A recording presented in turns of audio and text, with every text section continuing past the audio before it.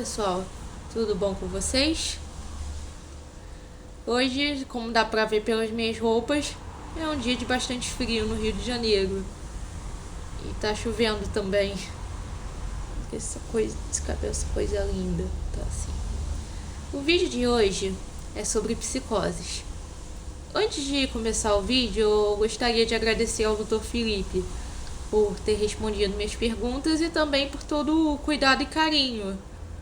Porque assim, quando uma pessoa tá mal, uma pessoa se mostrar empática e solícita a te ajudar e ela se mostra disposta ao que você tem a ouvir, isso faz a diferença, principalmente quando você não está se sentindo bem. Então, Dr. Felipe, muito obrigada. O vídeo de hoje eu fiz inspirado num trabalho que eu fiz com um amigo meu, ainda na época da enfermagem. Que o trabalho, no caso, é sobre a atuação da enfermagem no tratamento de psicoses. Tanto que eu encadernei esse trabalho, foi meu TCC, trabalho de conclusão de curso, aqui, para vocês darem uma olhada. E eu também gostaria de agradecer ao Pedro Luiz, meu amigo da Fitec, por ter me ajudado a fazer esse trabalho. E foi graças a esse trabalho que fizemos amizade. Então, um abraço. Pedro, um abraço. Enfim, gente. Agora é sério, vou pro assunto do vídeo. Psicose é um dos assuntos da psiquiatria que eu mais gosto, além de psiquiatria e religião, que eu também vou fazer um vídeo sobre. Então vamos começar. O que é psicose? Psicose é conjunto de sinais e sintomas com ideias persistentes, fora da realidade, acompanhados da perda de juízo crítico. Peraí, boiei. Psicose é quando a pessoa ela não consegue mais diferenciar experiências externas de experiências internas e a presença de delírios e alucinações. Mas não é tudo a mesma coisa, Daniela? Não, não é. Não é. Delírios é quando a pessoa ela incorpora um personagem, mas com uma coisa totalmente fora da realidade. Por exemplo, tem gente que acha que é o super-homem. É um caso muito comum de pessoas que usam drogas que estimulam o sistema nervoso central. Um cara acha que é o super-homem, acha que pode voar, pula da janela e morre. Infelizmente, isso é muito comum.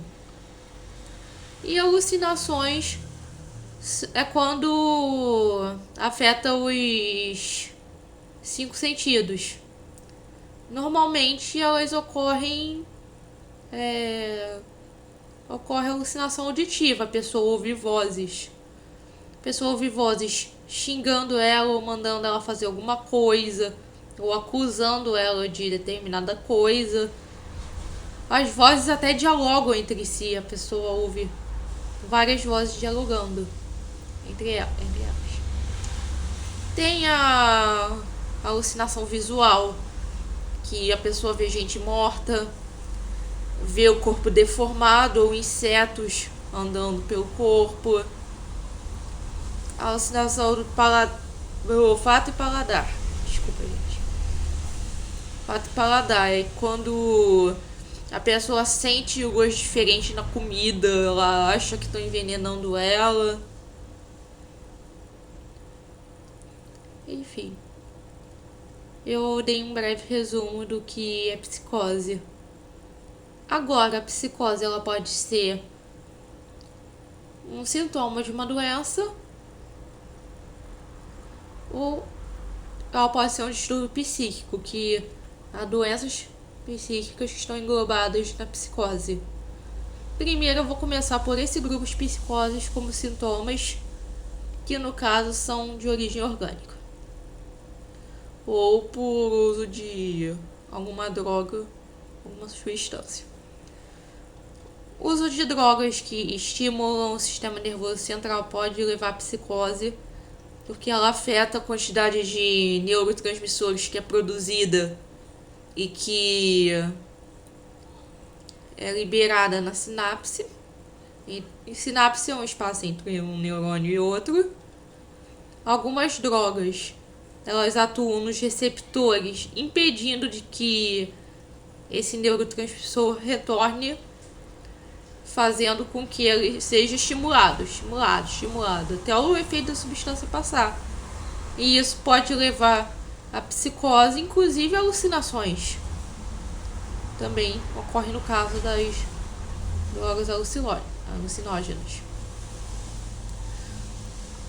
Doenças como o hipotireoidismo, que é a carência dos hormônios tireoidianos, pode levar à psicose porque os hormônios da tireoide, no caso o T3 e o T4, eles mexem no metabolismo. E a queda na taxa desses hormônios leva a uma queda no metabolismo. E isso afeta o sistema nervoso, levando à psicose. O uso de álcool, uso prolongado de álcool, a crise de abstinência, tanto do álcool quanto das drogas, levam à psicose. Hipoglicemia, que é a queda da taxa de açúcar no sangue, muito comum entre diabéticos, também ocorre com pessoas normais, mas com pessoas normais ocorre quando a gente fica muito tempo sem comer. Agora, no diabético, isso é mais fácil de ocorrer, porque a taxa de açúcar nele oscila o tempo todo. Como o pâncreas não produz quantidade de insulina suficiente, a maior parte do açúcar o corpo não absorve. Aí há uma queda nessa taxa. E com a queda da taxa de glicose, os neurônios entram em falência, porque o neurônio é uma das células, na verdade é a célula do nosso corpo que mais consome glicose. Desde para manter o corpo funcionando, até nossa capacidade de raciocinar, de tomar decisões, de capacidades cognitivas em geral, acaba sendo prejudicada. E quem tem tendência à psicose, que no caso a pessoa ela tem uma tendência natural a tê-la, mas isso não significa que ela vai ter um dia. Se a pessoa tiver uma tendência natural a ter, ela pode desenvolver psicose. Mas no caso de psicose por causa física, ela é revertida quando o estado clínico da doença é tratado. Desculpa, gente, eu esqueci a palavra. Quando a pessoa volta ao normal, no caso a psicose orgânica, acabou. Ela leva uma vida completamente normal, não precisa tomar nenhuma medicação por isso. Doenças do sistema nervoso central, doenças crônico-degenerativas, tumores no sistema nervoso central, traumatismos cranianos. Isso pode levar à psicose. Agora vamos partir para as psicoses como doenças psiquiátricas. A psicose mais conhecida é a esquizofrenia. A esquizofrenia se divide em sintomas positivos e sintomas negativos. Ué, tem disso? Tem. Assim, a esquizofrenia, ela, em cada pessoa, se manifesta de maneira diferente. Na verdade, toda doença psiquiátrica, ela se manifesta em cada indivíduo de maneira diferente.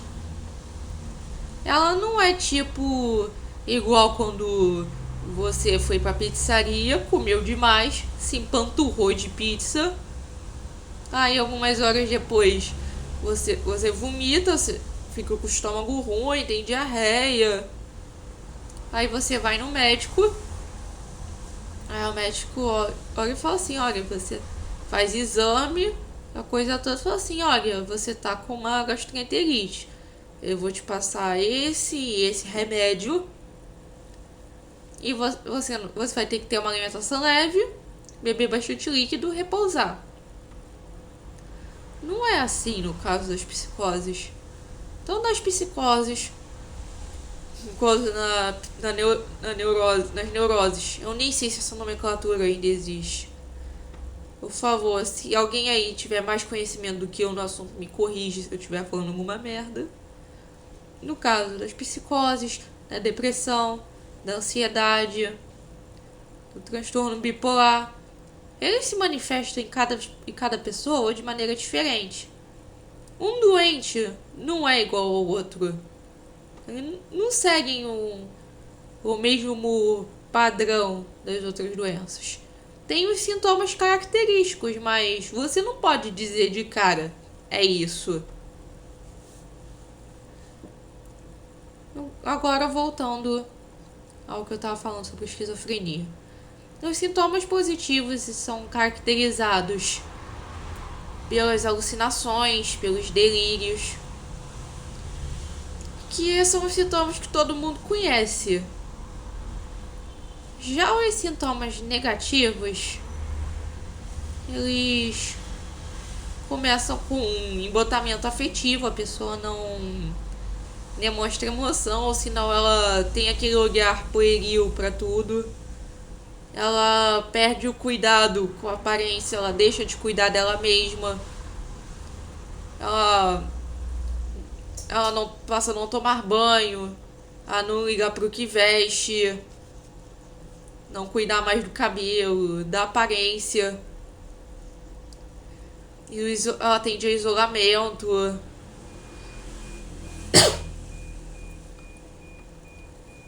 Assim, esses sintomas negativos, dependendo da pessoa, ele pode começar se manifestando. Uma pessoa que está começando com esquizofrenia.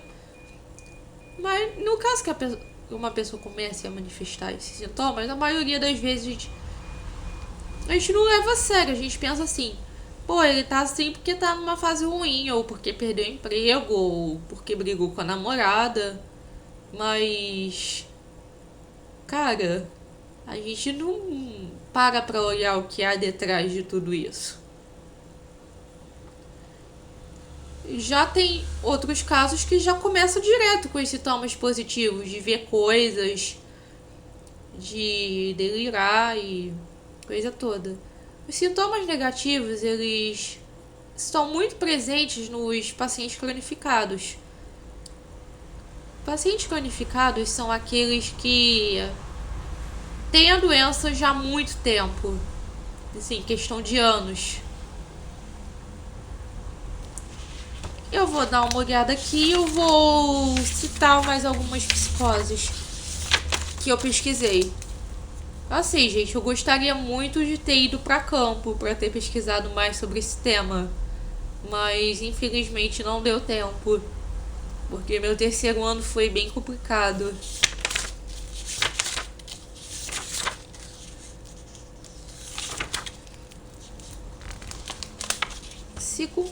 Segundo o que eu pesquisei, a esquizofrenia ela possui 6 tipos. Tem a esquizofrenia paranoide, que tem a predominância de alucinações auditivas e delírios de cunho persecutório. A pessoa acha que ela está sendo perseguida, que implantaram um chip no cérebro dela, que ela está sendo monitorada por satélite. Eu vou citar um caso de cada uma. No caso da paranoide, minha professora de saúde mental, na verdade ela não era minha professora de saúde mental, ela era minha professora na enfermagem, só que ela trabalha em hospital psiquiátrico. Ela contou de um caso de um paciente, ele era da época da União Soviética, que ele achava que os russos tinham implantado um chip no cérebro dele e estavam monitorando por satélite. Nossa, complicado. Tem a esquizofrenia desorganizada, que não tem uma marca de um delírio, ou de uma alucinação. Ocorre de vários tipos. Pode uma hora ocorrer auditivo, outra hora ocorrer tátil, outra hora ocorrer visual. e as emoções são diminuídas ou completamente inapropriadas. Agora, esquizofrenia catatônica, ela é distúrbio psicomotor acentuado, podendo ir da imobilidade até atividade excessiva. Esse tipo de esquizofrenia é caracterizado que a pessoa ela senta, ela pode ficar sentada ou em pé, horas, parada, na mesma posição. E nesse caso, há a predominância dos sintomas negativos, que eu expliquei agora há pouco. Do embotamento afetivo, do isolamento, do desleixo com aparência. Esquizofrenia residual. Não há manifestação de sintomas positivos e a predominância de sintomas negativos. Foi o que eu tinha falado, é o paciente cronificado. Que inclusive eu li esse termo num prontuário dos pacientes, porque uma das coisas que a primeira coisa que eu fiz quando cheguei no hospital psiquiátrico no meu estágio foi ler os prontuários.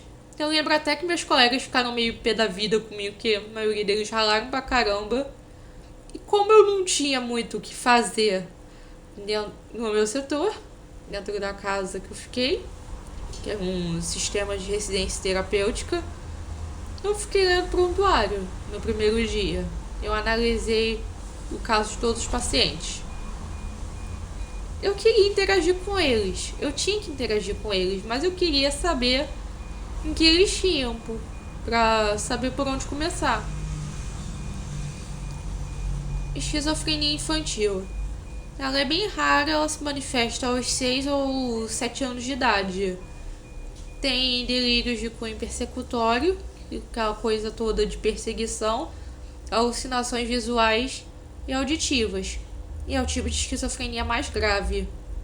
Eu acho o mais triste de todos. Eu li um livro na biblioteca da falecida Gama Filho que se chama Memórias de uma Esquizofrênica. Eu não acho esse livro em lugar nenhum. Eu até mencionei ele num vídeo que eu fiz sobre livros. Que era de uma mulher com seus 50 anos. O livro era de 1970, 1980, bem antigo. Dela contando sobre a história da doença dela.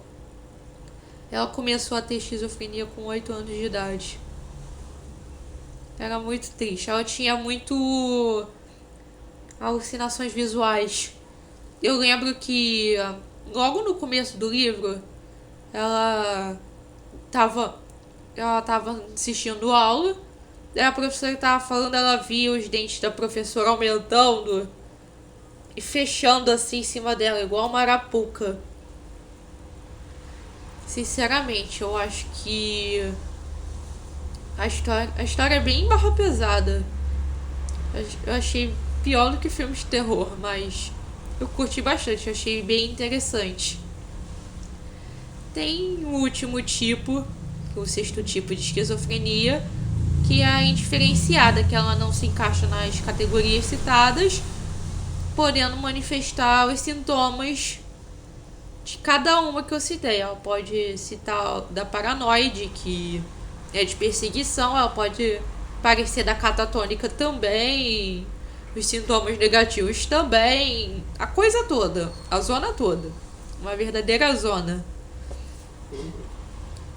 Agora eu irei falar dos demais distúrbios psicóticos, que são classificados segundo o DSM-4, que é um catálogo norte-americano de doenças.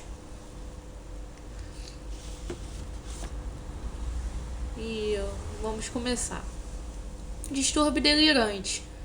Ele é caracterizado pela presença de um único delírio fixo e removível. Eita, não saiu.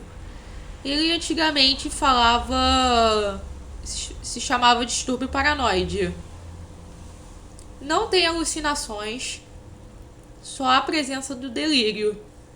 Normalmente tem delírios de cunho erotomaníaco. Assim, não é erótico no sentido sexual. É erótico assim, de você delirar que é apaixonado por uma pessoa. É uma parada muito louca de explicar. Assim, sabe aquele amor platônico que a gente tem quando é pré-adolescente? Isso normalmente acontece com garota. No começo da adolescência, que você tem um amor platônico com um cara que ele nem sabe que você existe. É tipo isso. Só que imagina isso sendo um delírio. É bem tenso. Também pode haver delírios de perseguição. Pode ser somático, que é o único tipo que a pessoa tem alucinações visuais em relação ao corpo, que ela acredita que está com alguma doença ou com alguma deformação, com órgãos que não funcionam, deformados. Tem também o delírio de cunho ciumento, que é aquela pessoa que é ciumenta a nível extremo. Assim, gente, é normal a gente ter ciúme com pessoas que nós amamos e nos importamos muito. Agora, tem a diferença entre o ciúme normal e o ciúme doentio. O ciúme doentio é incabível, não tem nada que justifique. E a pessoa, quando delira, ela se torna completamente possessiva. Eu não sei se isso é o caso do Laerte, mas sinceramente, pelo amor de Deus, Laerte era demais.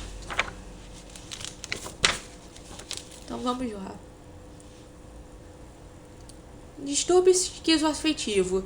Ele tem manifestação de concomitante de esquizofrenia e de distúrbio de humor, sendo que a duração desses dois episódios são iguais.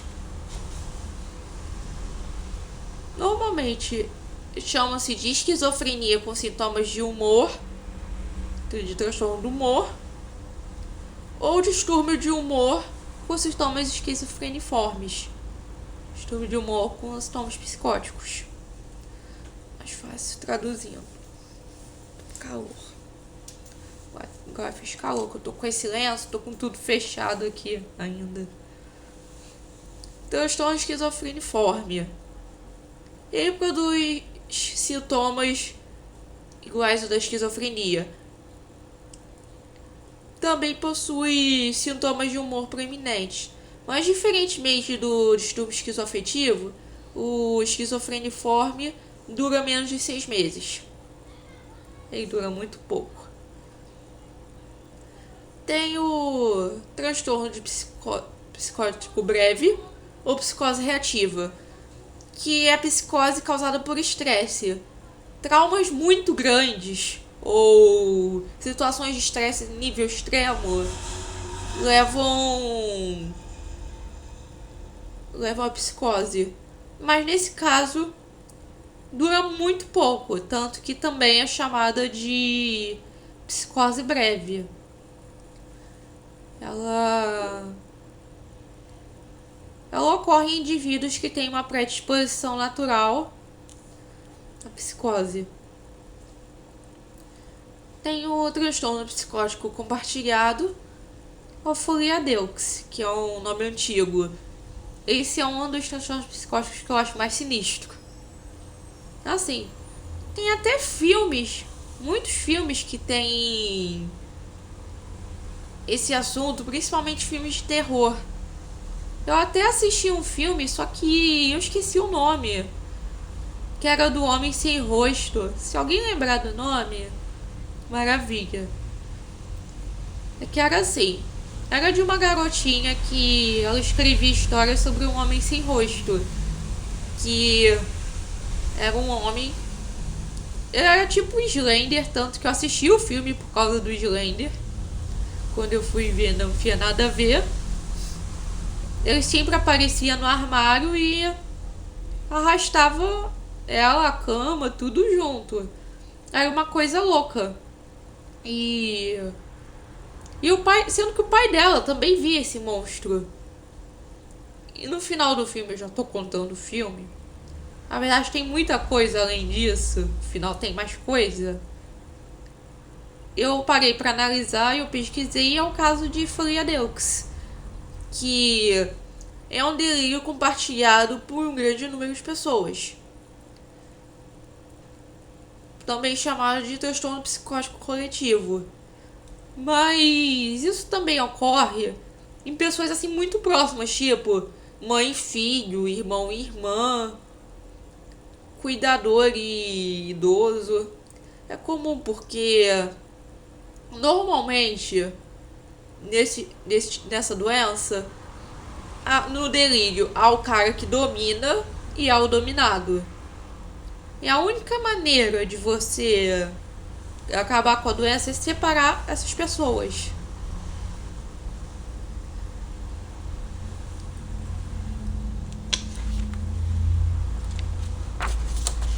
Agora vamos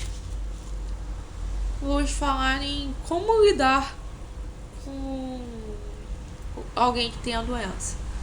Se alguém que está assistindo esse vídeo conhece alguém ou tem um familiar que se identifique com os sintomas,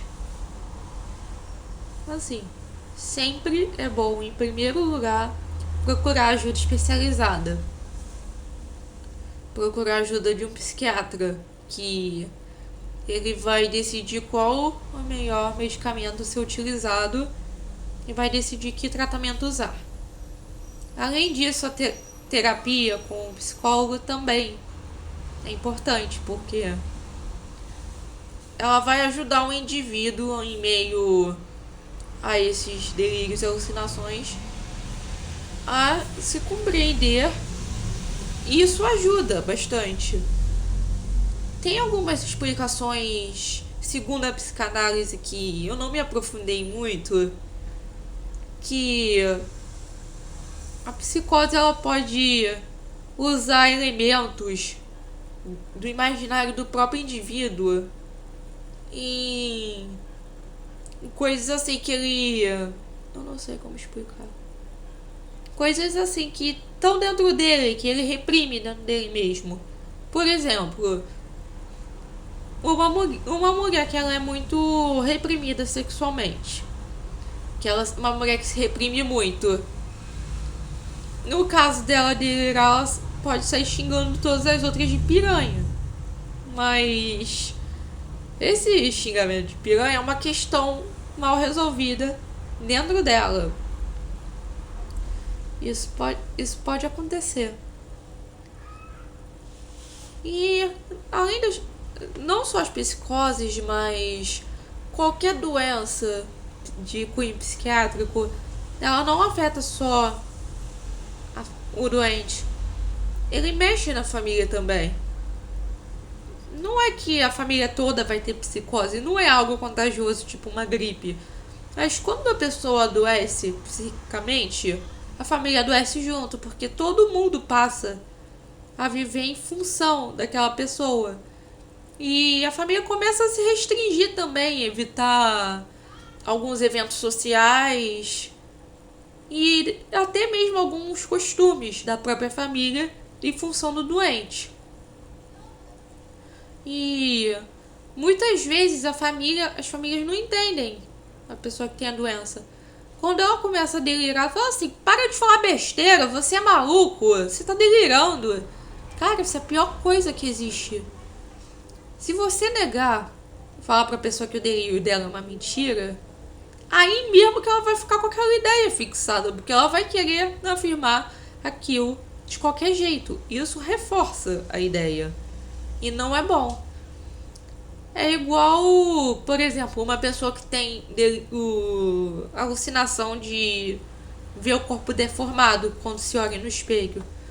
Aí vem alguém da família: você tá de frescura, olha aí, você não tá deformado nada. Cara, isso só piora. Não é assim. Não se deve expor assim a pessoa ao objeto que faça reforçar o delírio dela. Mas ou a alucinação, mas por outro lado, você também não pode envolver a pessoa numa cúpula, uma redoma.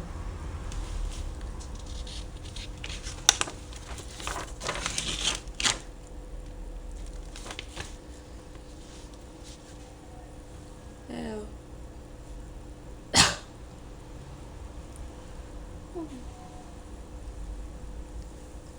Assim, você também, quando se tem uma pessoa na família com algum transtorno psiquiátrico, você também não pode deixar a pessoa trancada no quarto. Porque, infelizmente, o ser humano ele tem a tendência de segregar e excluir o outro que é diferente dele. Aí, isso é prejudicial ao doente, porque o ser humano é um ser social, ele precisa estar com outras pessoas. Nem que seja para conversar sobre o tempo, sobre coisas triviais. O ser humano ele precisa das outras pessoas. Ele depende das outras pessoas tanto para atividades cotidianas até afetivamente.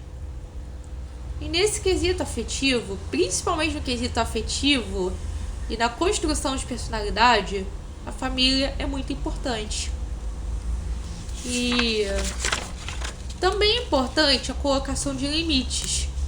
Assim, não é você proibir a pessoa de fazer tudo, mas você também não pode deixar a pessoa fazer tudo que ela quer.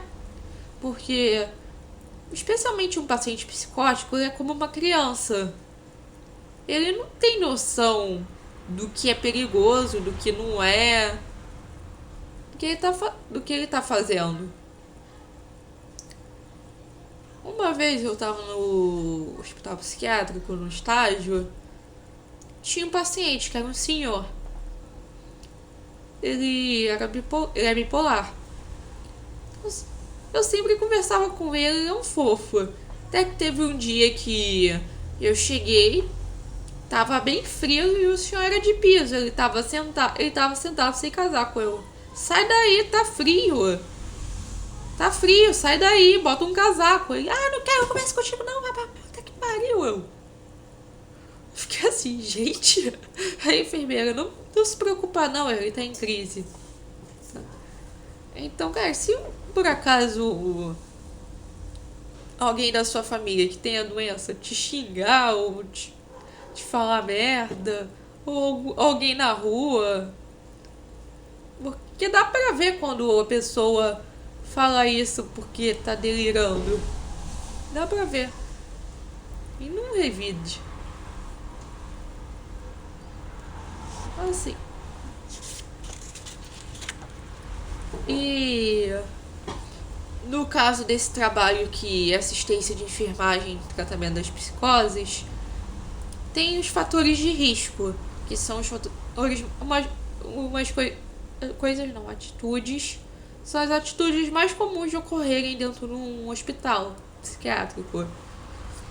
Que vou citar alguns deles. Pode ocorrer fugas que, principalmente o paciente que ele está em crise de abstinência de drogas, ele sente a necessidade de ingerir mais doses da droga e fica agoniado e irritado. As vozes ficam perturbando ele. Ele tem medo das alucinações porque ele pode ver pessoas no hospital dizendo que querem matar ele. Muitos deles têm medo do tratamento e saudade da família também.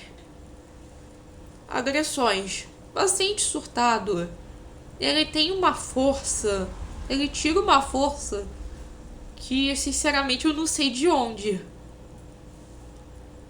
E eu confesso que esse foi meu maior medo quando eu fui fazer estágio no hospital psiquiátrico.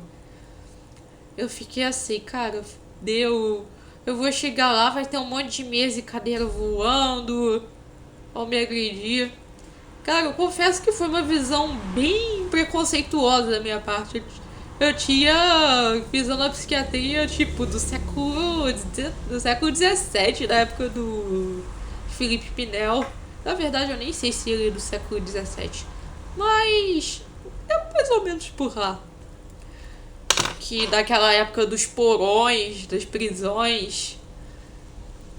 Depois eu posso falar num outro vídeo sobre a história da psiquiatria e o movimento antipsiquiátrico. Vou deixar pra próxima. Não vou desviar mais do assunto não, gente. Prometo, parei. Quedas. Normal... Quedas normalmente isso ocorre com muito pacientes idosos que já têm uma certa fragilidade e um certo comprometimento das funções cognitivas. E também com pacientes usuários de drogas. Que ele fica desorientado e com isso ele pode cair. Suicídio. Isso é muito comum nos distúrbios psicóticos também. Porque as vozes ficam perturbando o paciente, mandando ele se matar. Ou a pessoa chega num nível de sofrimento tão grande que ela não consegue mais controlar as crises que ela tem de delírios, alucinações e ela começa a sofrer muito, porque ela começa a ver que ela tá fazendo coisas que não quer e que não estão sob controle dela. E isso leva a pessoa a ter um sofrimento muito grande. E nesse caso isso é o mais grave que pode acontecer. Assim, eu acho que duas coisas principais para quando você está lidando com uma pessoa que tem essa doença, você não julgar e principalmente o apoio, o acolhimento. Assim, gente, desculpa por eu ter falado de algumas partes do assunto muito vagamente, que eu ainda não tenho muito domínio sobre esse assunto, infelizmente. E eu espero que vocês tenham gostado e eu também peço desculpas por ter falado alguma merda, se eu falei alguma coisa errada. Por favor, me avisem, porque se eu falei alguma coisa errada eu não fiz de maldade, é porque eu não sei mesmo. Então, gente, eu espero vocês no próximo vídeo e se vocês tiverem gostado, dá um joinha ali embaixo. Se vocês tiverem gostado do canal ou da minha pessoa, podem se inscrever, tá bom? Beijo, gente.